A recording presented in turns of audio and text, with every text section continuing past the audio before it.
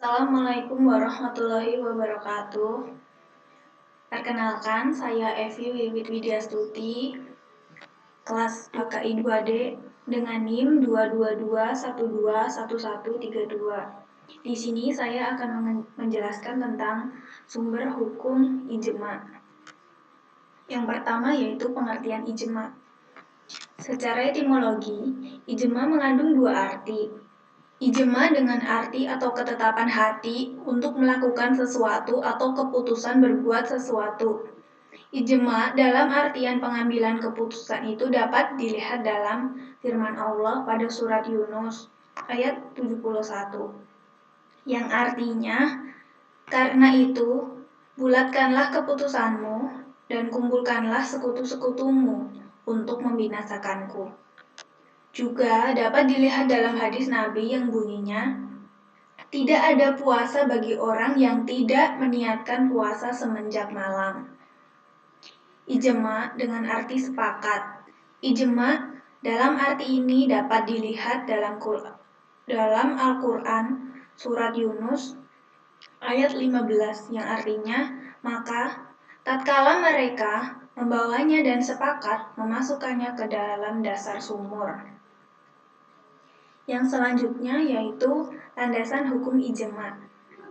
Otoritas ijma sebagai sumber hukum menurut Al-Ghazali didasarkan pada nas Al-Quran, sunnah, dan akal. Ketiga sumber ini tidak membedakan antara satu generasi dengan generasi lainnya. Di antara ayat-ayat Al-Quran yang dijadikan dasar-dasar adalah surat An-Nisa ayat 59.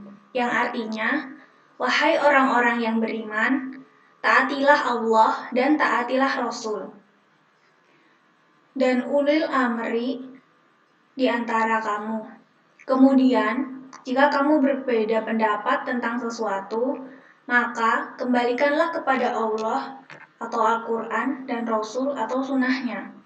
Jika kaum beriman kepada Allah dan hari kemudian, yang demikian itu lebih utama bagimu dan lebih baik akibatnya.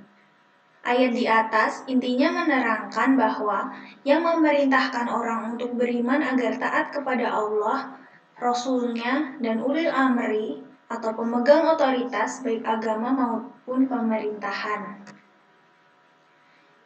Begitu juga surat An-Nisa yang artinya, dan barang siapa yang menentang Rasul sesudah jelas kebenaran baginya dan mengikuti jalan yang bukan jalan orang-orang mukmin, kami biarkan ia leluasa terhadap kesesatan yang telah dikuasainya itu, dan kami masukkan ia ke dalam jahanam. Dan jahanam itu seburuk-buruknya tempat kembali. Quran Surat An-Nisa ayat 115. Ayat ini dapat dipahami wajib hukumnya mengikuti jalan-jalan orang mukmin, yaitu dengan mengikuti kesepakatan mereka. Ijma baru bisa diakui sebagai landasan hukum Islam jika pembentukannya mempunyai landasan syara atau sanad ijma.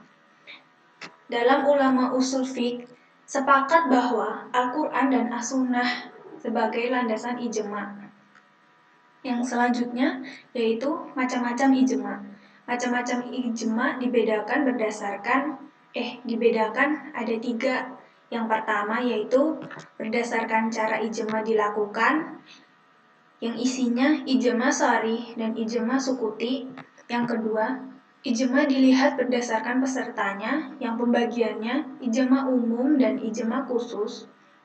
Yang ketiga yaitu ijma berdasarkan waktunya, yang pembagiannya ijma sahabat, yang kedua ijma non-sahabat.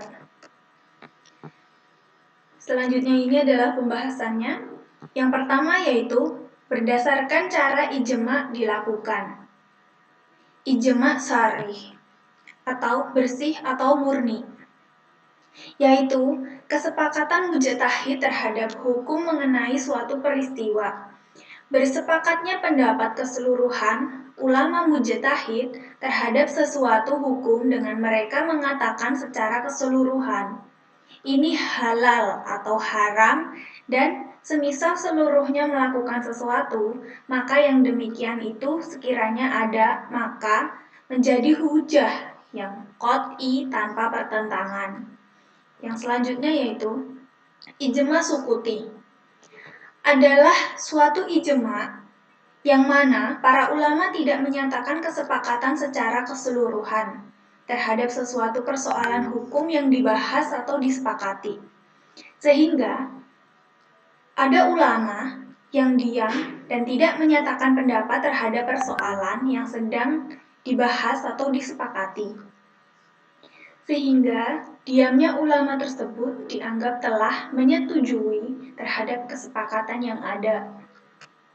Selanjutnya, ijma dilihat berdasarkan pesertanya.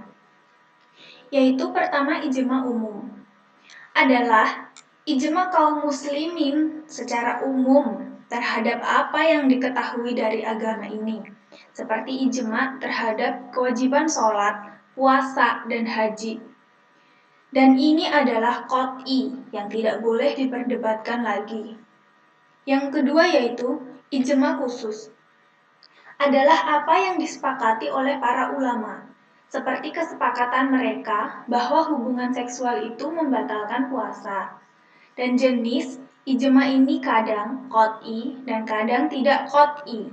Oleh karena itu, wajib berdasarkan pada karakter ijma. Karakter ijma ini atas suatu hukum terhadapnya. Yang ketiga, ijma berdasarkan waktunya.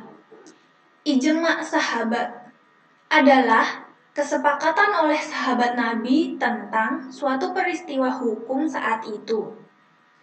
Ketika ijma sahabat ini diketahui, maka ijma tersebut adalah qat'i dan berkedudukan sebagai hujah yang tidak boleh diperdebatkan lagi. Yang selanjutnya yaitu ijma non-sahabat. Adalah kesepakatan pasca sahabat Nabi Shallallahu Alaihi Wasallam dan para ahli ilmu berbeda pendapat terkait kemungkinan terjadinya dan kemungkinan untuk mengetahuinya. Adapun jumhur ulama berpendapat bahwa mereka itu dapat menjadi hujah. Selanjutnya yaitu contoh hukum yang didasari oleh ijma. Contoh ijma yang dilakukan pada masa sahabat seperti ijma yang dilakukan pada Al-Quran adalah kesepakatan para ulama tentang keharaman menikahi nenek dan perempuan berdasarkan Quran Surat An-Nisa ayat 23. Para ulama sepakat bahwa kata ummahat atau para ibu dalam ayat tersebut mencakup ibu kandung dan nenek, sedangkan kata banat atau anak wanita dalam ayat tersebut mencakup anak perempuan dan cucu perempuan. Para mujtahid sepakat bahwa nikah adalah sesuatu ikatan yang dianjurkan syariat.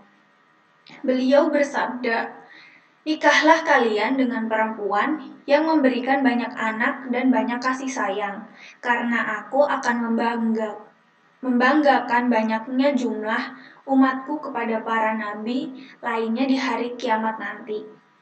Hadis riwayat Ahmad. Selanjutnya yaitu pendapat ulama tentang kehujahan ijma. Ulama usul fiqh klasik, di antaranya ulama jumhur klasik mengatakan tidaklah sulit untuk melakukan ijma. Bahkan secara aktual ijma tidak ada.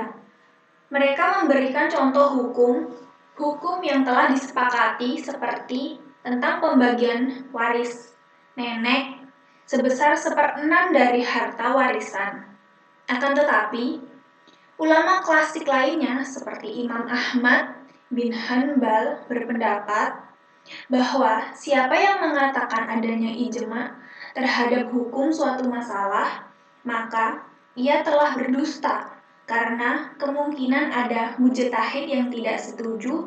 Oleh karena itu, menurutnya untuk mengetahui ijma tersebut sangatlah sulit dilakukan. Di samping Imam Asy-Syafi'i Ibnu Taimiyah, dan Ibnu Qayyim al-Jauzi. Keduanya adalah ahli fikih dari mazhab Hambali. Tidak menerima ijma kecuali ijma yang dilakukan oleh para sahabat. Sedangkan dalam pandangan ulama usul fiqh modern, seperti Imam Muhammad Abu Zarrah, Muhammad Qudri Bek, Abdul Wahab Kala, ketiga guru besar fikih dan usul fikih di Universitas Al-Azhar Mesir, dan Fatri Ad-Duraini, guru besar fikih dan usul fikih di Universitas Damaskus Suriah, dan Wahab Az-Zuhaili, ijma yang mungkin terjadi hanyalah di zaman sahabat, karena para sahabat masih berbeda pendapat pada satu daerah. Karena para sahabat masih berada pada suatu daerah. Pada masa sesudahnya, melakukan ijma tidaklah mungkin karena luasnya daerah Islam yang tidak mungkin mengumpulkan ulama seluruhnya pada suatu tempat. Sekian, terima kasih.